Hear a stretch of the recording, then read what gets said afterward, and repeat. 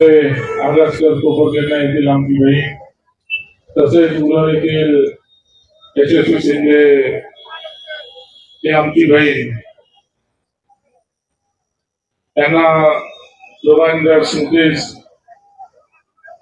अभिवादन करून आज या ठिकाणी जमलेले माझे सर्व ते गाड्या पुढे जाऊ दे, ते अँब्युलन्सचा गाडा द्या पहिल्या गाड्या जाऊ दे, पहिले एक लाईन जाऊ दे, पुढे जाऊ दे, पूर्ण जाऊ दे, बरोबर गेले एक लाईन सोडून दे, एक लाईन थोडं पुढे घेऊन या नव्या मुंबईच्या लोकांना कुठल्याही परिस्थितीमध्ये एसआरआय भेटला पाहिजे आणि याचा फायदा नव्या मुंबईच्या नागरिकांना व्हायला पाहिजे म्हणून या ठिकाणी उद्योग मंत्री उदय सामंत यांना निर्देश केले आणि आपल्या इथं बायोमेट्रिक सर्वे चालू झाला. नगरसेवक होते ते जाऊन कुठेतरी हे केले की साहेब आता जर समजा एसआरआय झाला तर या ठिकाणी शिवसेनेची ताकद वाढेल, आपल्याला लोकांना हे पैसे कमवतील. लगेच या आमदाराच्या डोक्यामध्ये खूळ आला आणि तो बोलायला लागला 10 एकच आहे, 10 एकच आहे, 10 एकच आहे. आम्हाला माहिती नाही 10 एकच आहे कुठून येतो. अरे आमच्या झोपडपट्टीवाल्यांची मागणी काय आहे, आम्हाला त्यांनीच बोलवले, तुम्ही या. मी मागे टीव्हीवरती दाखवलंय, मी या पत्रकार परिषदेत सांगितलं 4 एकच आहे. आम्हाला नको जास्त, आम्हाला आमच्या निवारापोटी आम्हाला आमचा हक्काचं घर मिळालं तरी आम्ही त्याच्यामध्ये खुश आहोत.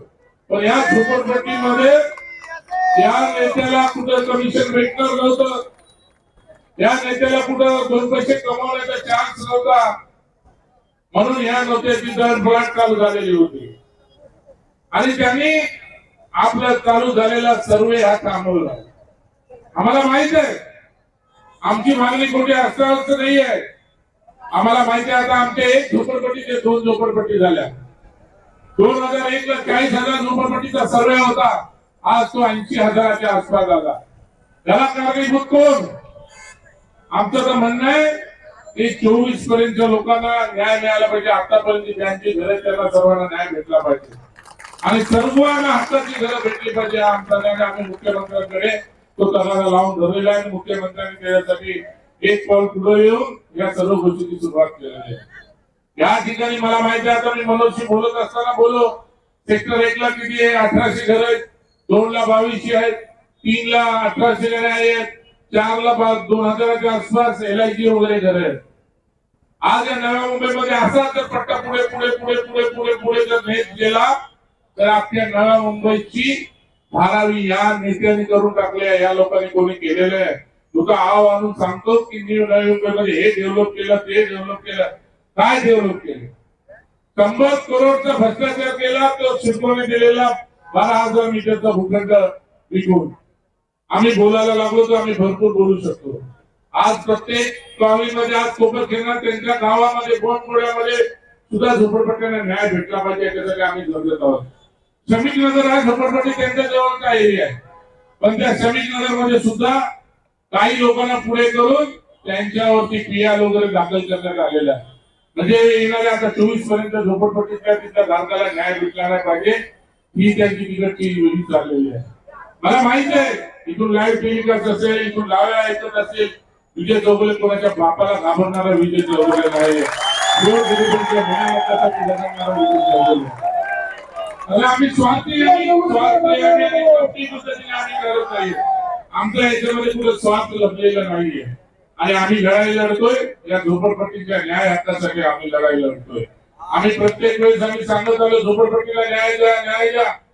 ज्या दिवशी सर्वे थांबवलं त्यानंतर आजपर्यंत या त्या सर्वेला या लोकांनी गृहभेट चालू केलेली होती.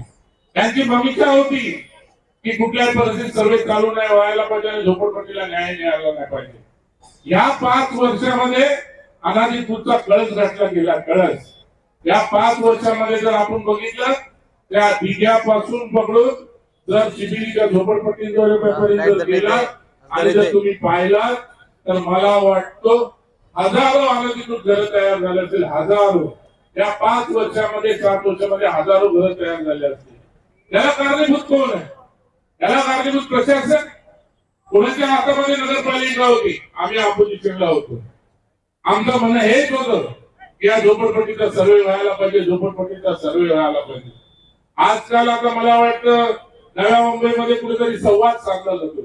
कोणाशी संवाद साधलाय मला हेच समजत नाही. उद्याला झोपडो या नवी मुंबईतील प्रकल्पग्रस्तांच्यासाठी हे एक स्पेशल मीटिंग लावलेली. काय केलं या प्रकल्पग्रस्तांसाठी, काय केलं दाखव यांनी या 5 वर्षामध्ये नाही तर 25 वर्षामध्ये एक जरी DRA प्रकल्पग्रस्तांसाठी काढला असेल तर. या इथं आता व्यासपीठावर शिवराम पाटील आहे, लोकांना भोईर दुसऱ्या पक्षात जरी असेल पण मुख्यमंत्री शिवराम पाटील, लोकांना भोईर, मला वाटतं PC पाटील, शिवराम पाटलांनी सर्व प्रकल्पग्रस्तांना एकत्र केलं आणि गरजेपोटी घराचा विषय तडाच लागण्यासाठी त्यांनी संपूर्ण प्रयत्न करून आज ते फुल अँड फायनलला मुख्यमंत्र्यांच्या जवळपास तो आलेला आहे. आणि मला वाटतं त्याच्यासाठी स्वतः शिवराम पाटील आता पाठपुरावा करत आहे. आणि आम्ही कुठे थांबलेलो नाही. आम्ही झोपडपट्टी एक झोपडपट्टी नाहीये. आमचं म्हणणं आहे या नव्या मुंबईतील प्रकल्पग्रस्तांनी गरजेपोटी बांधलेली घरं सुद्धा त्याची कायमस्वरूपी निर्णयाची अंमलबजावणी व्हायला पाहिजे. आणि ती सुद्धा करून घेतल्याशिवाय आम्ही स्वस्थ बसणार नाही. या स्वार्थी आणि धोरणी नेत्याला माहिती असायला पाहिजे. या इथं बोलतात की कुठल्या भाषणामध्ये बोलतात 25 वर्ष आम्ही समृद्धपणे आम्ही नवी मुंबई केली. या 25 वर्षामध्ये इतक्या किती पद्धतीने झोपडपट्टी अनाधिकृत घर, लोकांना घर किती कॉलनीमध्ये घरे किती अनाधिकृत झालेली आहे, या नेत्यांनी त्याची पूर्णपणे माहिती काढावी. ही माहिती काढण्यासाठी त्यांना वेळ नाहीये. ही सर्व माहिती काढा. आम्हाला आमचं म्हणणं एकच आहे, कुठल्याही परिस्थितीमध्ये या ठिकाणच्या झोपडपट्टीला न्याय मिळाला पाहिजे आणि न्यायासाठी आम्ही इथे धरायला बसलेलो आहोत. आणि कुठल्याही परिस्थितीमध्ये आम्ही न्याय घेतल्याशिवाय इथून आम्ही उठणार नाही. आम्हाला उपोषण आहे. विजय चौगुले मेला तरी बसतात पण या झोपडपट्टी आणि त्याच्यासाठी हा आपलं सर्व या ठिकाणी आपल्या सर्वांचा हा मोठ्या प्रमाणामध्ये आज आपण इथं उपोषणाला बसणार आहोत. मला माहिती आहे आज प्रत्येकाला आज या ठिकाणी आम्ही समप्रमाणामध्ये लोकांना बोलवलं, नाही तर लोकांना बोलवलं तर आम्हाला मला वाटतं की पूर्णपणे रस्ता व्यापून जाईल आणि लोकांना त्याचा त्रास होईल. म्हणून आम्ही थोड्या लोकांना आम्ही बोलवलेलं आहे आणि थोड्या लोकांना बोलवून प्रत्येक वार्ड मधल्या थोड्या लोकांना बोलून या इथे उपोषणासाठी बोलवलेलं आहे. मला प्रशासन, पोलीस प्रशासनाला पण मला माहिती आहे की तुम्हाला थोडाफार तुमच्यावरती ताण येणार आहे, पण शेवटी इथं आमचा न्याय हक्काचा प्रश्न, इथं निवाऱ्याचा प्रश्न आहे. या ठिकाणी आपण पाहिल्यानंतर त्या झोपडपट्टीच्या ज्या समस्या वॉटर मीटर गटार, हे किती दिवस आम्हाला वॉटर मीटर गटारावरती येणार आहे. आम्हाला स्वतःच्या हक्काच्या घरामध्ये आम्हाला जायला पाहिजे. आणि विजय चौगुले जोपर्यंत या ठिकाणी तुम्हाला हक्काचा न्याय मिळवून नाही देणार तोपर्यंत या जागेवरनं उठणार नाही. या ठिकाणी काय झालं तरी भेटतं पण या जागेवर विजय चौगुले उठणार नाही. आम्हाला लोकसभानी फक्त आजपासून फक्त पाण्यावरती या ठिकाणी बसणार, पाणी पिऊन या ठिकाणी बसणार आणि तुम्हाला झोपडपट्टीला न्याय मिळवून देणार आहे. मला वाटतं की झोपडपट्टीतून आम्ही नेते झालो, झोपडपट्टीतून आम्ही मोठे झालो. म्हणून आम्ही जरी बंगल्यामध्ये जरी राहत असला तरी आम्ही झोपडपट्टीमध्ये ज्या लोकांनी आमच्यासाठी डोळ्यातून अश्रू काढलेले आहेत त्या लोकांना आम्ही कधी विसरलेलो नाहीये. आम्हाला त्यांच्यासाठीच आम्हाला या सर्व गोष्टी करायच्या. मी तुम्हाला एकच सांगतो, तुम्ही जसं आजपर्यंत आमच्या पाठीशी उभा राहिलात, आजपर्यंत जसं तुम्ही आमच्या पाठीशी उभा राहिलात, माझी विनंती तुम्हाला सर्वांना आहे तसंच तुम्ही आमच्या पाठीशी उभा राहा. आम्ही तुम्ही सर्वांना तुम्हाला आम्ही न्याय मिळवून देणार आहे कुठल्याही परिस्थितीमध्ये. आज एका घराची 2 घरं झाले. आज या ठिकाणी ही गरजेपोटी झालेली घर आहे. 20-22 वर्षामध्ये 24 वर्षामध्ये जर एक मूल जन्माला 2000 साली त्याचा सर्वे झाला. आज त्या ठिकाणी एक मूल जन्माला आला. आज तो मुलगा 24 वर्षाचा झाला. किती पिढी पुढे गेली, त्या एका पिढीचा पूर्ण सत्यानाश केला. जर त्याच वेळेस जर SRA लागू झाला असता, त्या ठिकाणी सुरेश कुलकर्णी आहे, तुर्भेच्या झोपडपट्टीसाठी सेंट्रल गव्हर्नमेंट कडनं फंड आला होता. तो फंड आला होता फक्त आपल्या जवळच्या मित्राला टेंडर नाही मिळाला म्हणून तो त्या ठिकाणी तो SRA प्रकल्प रद्द करण्यात आला. त्या ठिकाणी जो रिटर्न पाठवण्यात आला ती कोणाची नगरपालिका होती, कोण महापौर होता, कोण मंत्री होता, कोण पालकमंत्री होता. आजपर्यंत या ठिकाणी एवढे वर्ष सत्ता उपभोगून सुद्धा हक्काने बोलता नाही येणार त्यांना.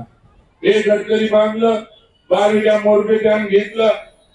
आज मला विचारा जर बारवी डॅम जे एमआयडीसीचा बारवी डॅम नसतं तर आज या मोरबीचं पाणी एक थेंब पाणी आमच्या झोपडपट्टीवाल्यांना भेटत नाही. 3-3 दिवस 4-4 दिवस पाणी भेटत नाही आम्हाला.